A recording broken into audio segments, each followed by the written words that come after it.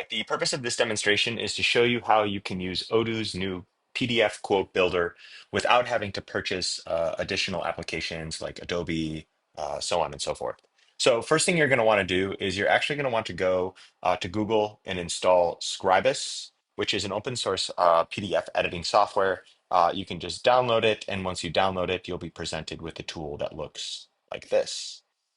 As a next step, what I'm also going to do is I'm going to start an Odoo database from scratch. That way you can see how I configure everything to make it super easy for you to follow. We'll call it demo 123, and we'll start now. So while this is loading, let's grab a PDF. I am going to pull open a page, and I'm just going to grab a blank page as such and dump it onto my dashboard. And here's our new demo. And I will open this up here, and I will actually just do an export to PDF because I want to work in a PDF file, and we'll just call it test PDF, test.pdf. And there we go. And now I'm going to open up Scribus. I'm going to drag my new PDF doc in here and click OK. And that will bring it directly here. And now you can imagine that this is has a bunch of text on it. You can obviously put your own text if you want here by actually just clicking this, and we can say, hello, my name is, and leave it like this. And I can, you can move this if you want, etc. And then I'm actually going to click on this here. It's called the PDF text field, and I'm going to drop it.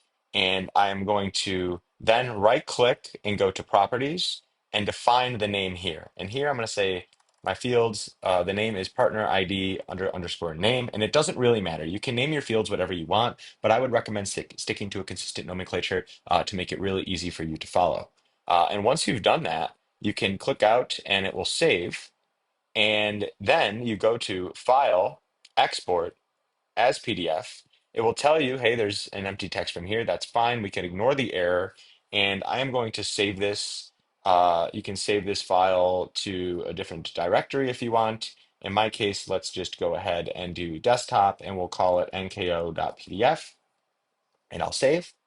And now let's jump back into our Odoo environment. So to set this up, you go to settings, and we're gonna create the PDF quote builder, which is already turned on. But we're also gonna use quotation templates because it's an easy way to work with your quote builder. So first things first, let's go back to our settings, go into our PDF quote builder, and let's upload our new document called NKO PDF, and it will upload. And of course, you can define if it's a header or a footer.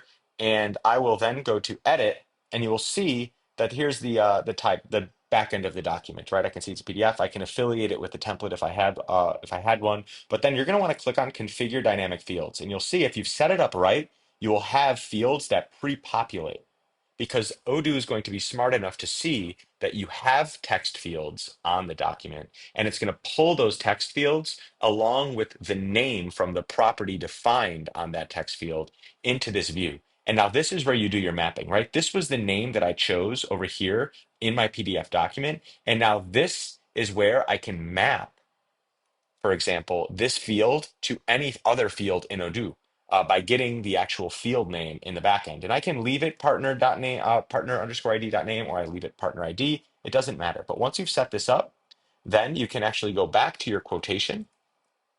Let's create a new quote. We'll call it for John Doe. And this we'll add a product if we want. We can say test product, test prod for $100. And we can go to our quotation builder, and you can see by selecting this, saving, and then printing your PDF quote, it will actually print out the PDF you've created, which was just a white sheet and then underneath the actual quote.